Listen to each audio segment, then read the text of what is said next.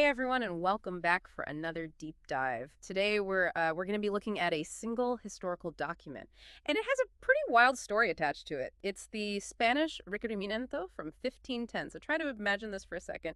You're just living your life, and then all of a sudden, these uh these guys show up, and they don't speak a language that you understand, and they read a document to you that claims that the land that you're on right now actually belongs to a king who lives across the ocean, and the reason that they died is because God said so. That's the Requerimiento in a nutshell. We're working with excerpts today from the National Humanities Center's collection, so we're going straight to the source. But why are we digging into this? What makes this document so important? Well, this document, even though it might seem very strange to us now, this document really gives us a window into a pivotal moment in history. It shows us how power, religion, and conquest all collided back in the age of exploration. And you might not expect this, but it still has echoes today. Okay, so to understand just how important this document really is, we kind of need to rewind a little bit to 1510. What was going on in the world back then? So imagine a world where religion wasn't just a personal belief, but it was actually the law of the land. It was the ultimate authority. Kings actually believed that they were chosen by God to rule, and the Pope was God's representative here on earth. So he had immense power. And at the same time as all this is happening, you have exploration that's booming. And it's fueled by this desire for wealth and spices, of course.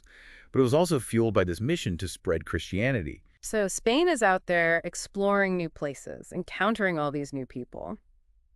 And they felt the need to, I don't know if I want to call it a permission slip, but they needed something to justify taking this land that wasn't theirs. You could say that. Essentially, yes. Yeah. They found their justification in their religious beliefs, and that's exactly where the Requerimiento comes in.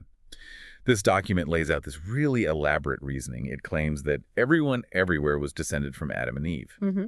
But here's where things get a little interesting.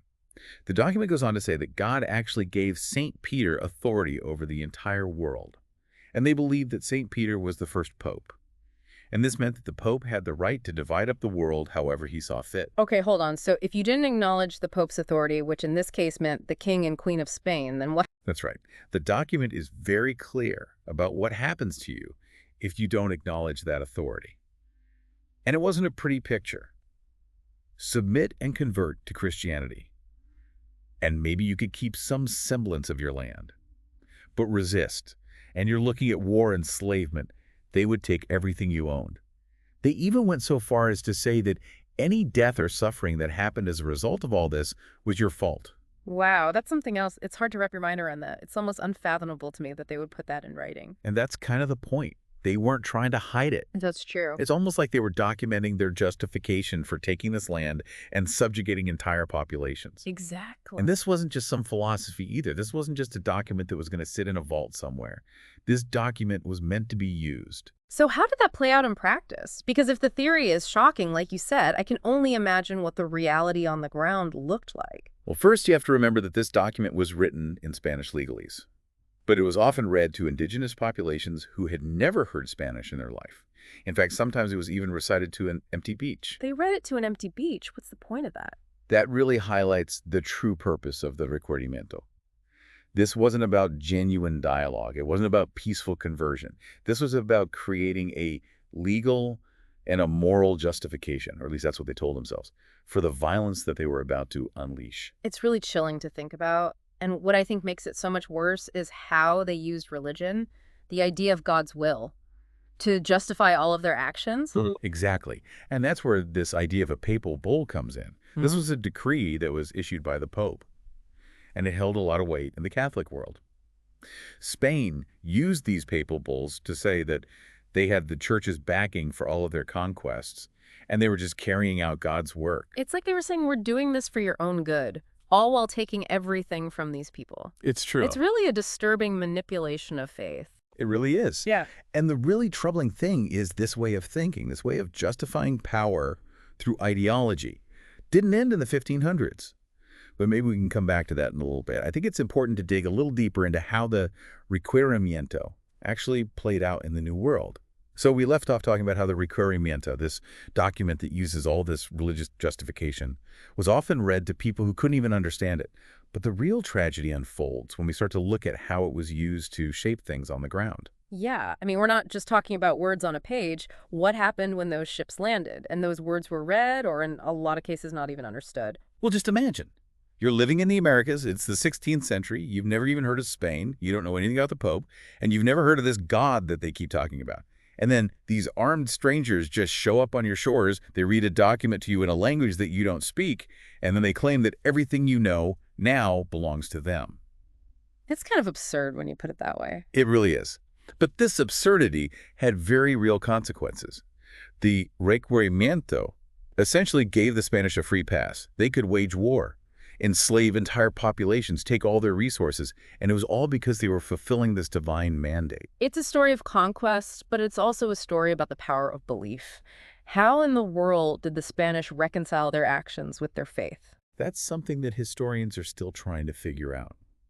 It's a tough question. A lot of Spanish people back then really did believe in the religious authority of the Pope, and they believed that their mission was righteous. They saw the indigenous populations as heathens, as souls that needed saving, even if that meant using force. Which brings up a whole other issue. This idea that one culture can just decide to impose its belief on another one and then tell themselves that their worldview is superior. You got it. Yeah. And sadly, that's a theme that we see again and again throughout history. The Requerimiento might be a product of a specific time and place, but it speaks to this tendency that humans have to justify power through whatever ideology they happen to believe in. It's like a blueprint for justifying things that are unjustifiable. But we've talked a lot about the past so far. Can we learn anything from the Requerimiento about the world today? Surely no one's going around reading this document anymore. You might be surprised. The document itself might be stuck back in the history books, but the tactics in it are still alive and well. The manipulation of language and belief to benefit those in power, those are still happening. So you're saying we can still see echoes of the Requerimiento even today? It's tempting to think of it as a relic of the past, right? Yeah. Just this awful thing that happened way back when. But it's more than just a history lesson. It's a warning. It shows us how power dynamics, hidden behind fancy language and beliefs, can be used to justify all kinds of things, even now in the 21st century. So how about you connect the dots for us? What's a modern example that reminds you of the tactics that we saw in the Requerimiento? Well, think about the language that people use to justify economic policies, the kind of policies that really only benefit the wealthy, but they end up hurting everyone else. They'll say things like, it's necessary for growth, or this is good for the economy. But really, they just make inequality worse. It's like how the Requerimiento talked about spreading civilization and true religion, when really it was all about taking land and resources for themselves. Exactly. Or think about the reasons that countries give for starting wars.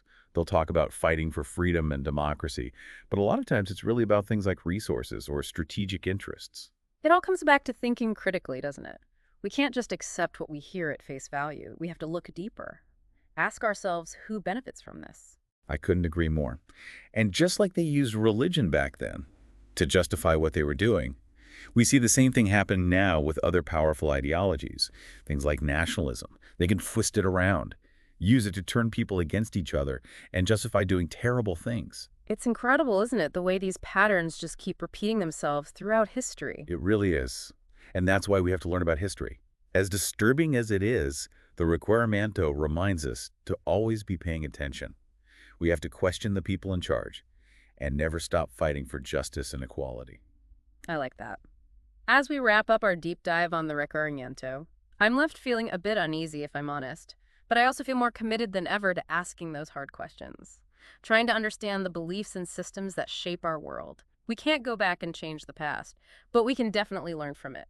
And hopefully, by learning from the past, we can create a better future. A future where things like the Requerimiento are just a distant memory, a reminder of what can happen when power goes unchecked, and real dialogue is replaced with manipulation and violence. Thank you for joining us for this deep dive. We hope you learned something new about the Requerimiento, and more importantly, we hope that this encourages you to really think about the stories that shape our world, both the ones from the past and the ones that are happening right now.